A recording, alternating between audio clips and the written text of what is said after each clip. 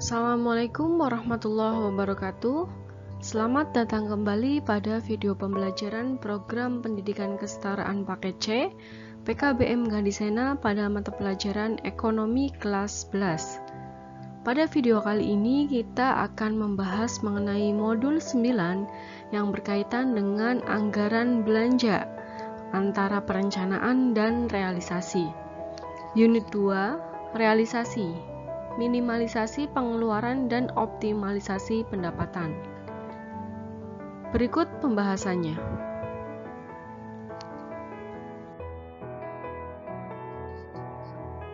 Unit 2, realisasi, minimalisasi pengeluaran dan optimalisasi pendapatan.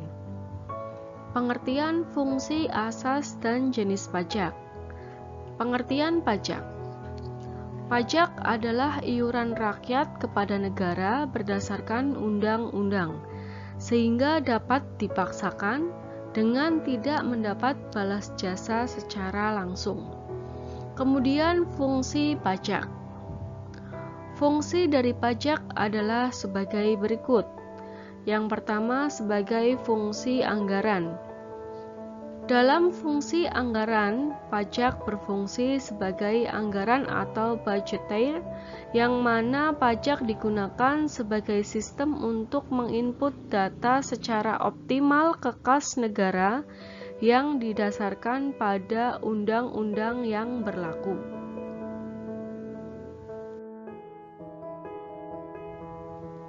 Fungsi yang kedua sebagai pengatur.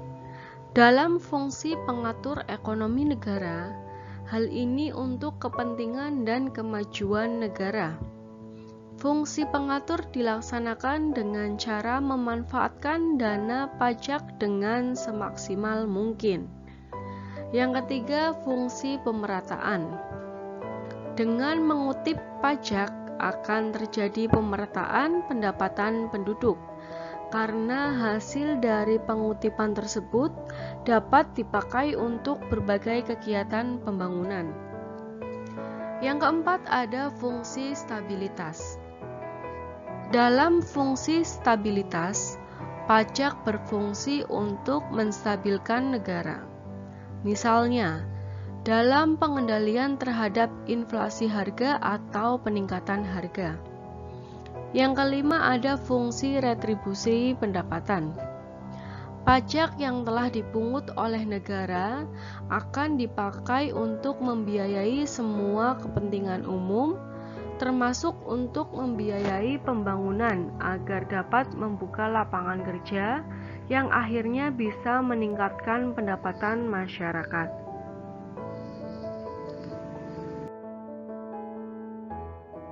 Penjelasan selanjutnya mengenai asas.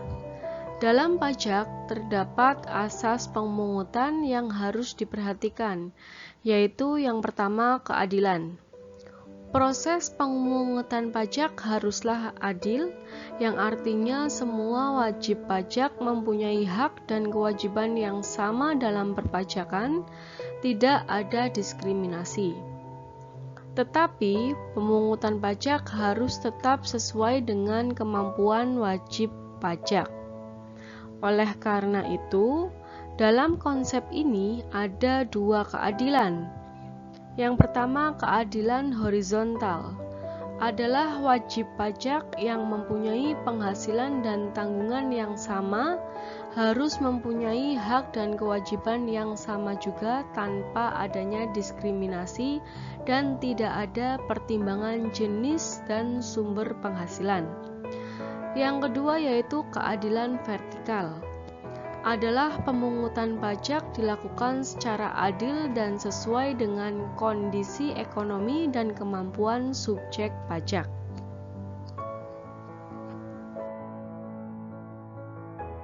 Selanjutnya, kejelasan.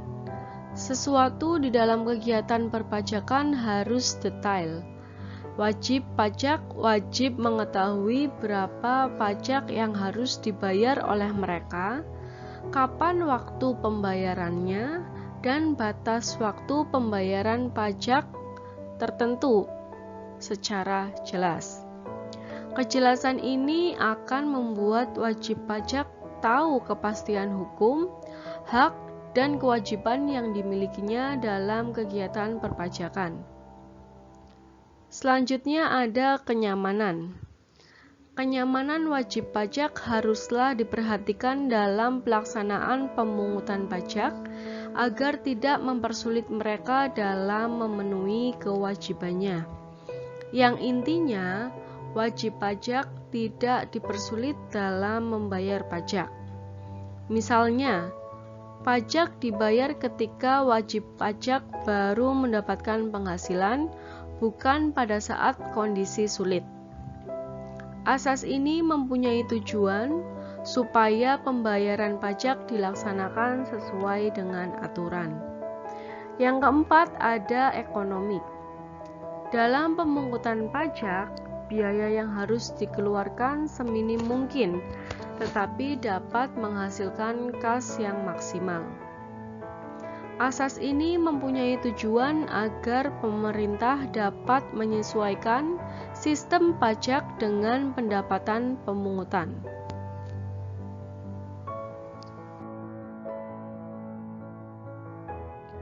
Unsur yang harus diketahui dalam pajak yaitu wajib pajak. Wajib pajak atau subjek pajak merupakan pribadi atau badan yang dengan dasar peraturan perundang-undangan perpajakan diharuskan membayar pajak. Setiap wajib pajak wajib memiliki nomor pokok wajib pajak atau NPWP sebagai identitas dalam kegiatan yang mempunyai hak dan kewajiban tertentu.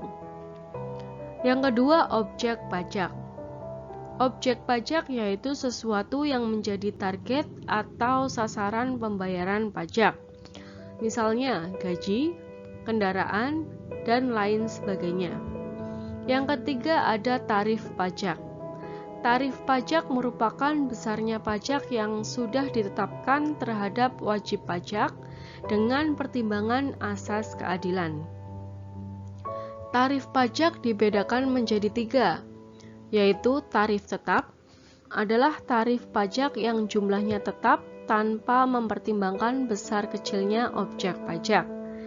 Yang kedua, tarif proporsional adalah tarif pajak yang memakai persentase dari objek pajak. Persentase ini sifatnya tetap berapapun jumlah yang dikenakan pajak.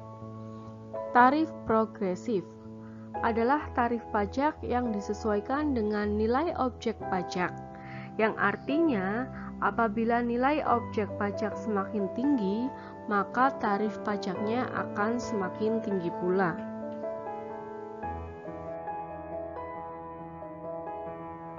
Pembahasan selanjutnya berkaitan dengan jenis pajak. Jenis pajak berdasarkan subjeknya dibedakan menjadi 2 jenis, yaitu pajak langsung adalah pajak yang membayarnya dilakukan oleh wajib pajak, tidak dapat dibebankan kepada pihak lain. Contohnya adalah pajak penghasilan. Dan yang kedua ada pajak tidak langsung, adalah pajak yang membayarnya tidak harus dilakukan oleh wajib pajak, tetapi dapat dibebankan kepada pihak lain.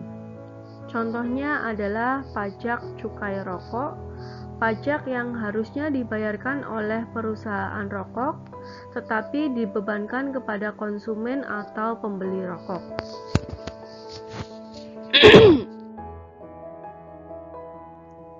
Berdasarkan lembaga pemungut pajak, jenis pajak dibedakan menjadi pajak pusat.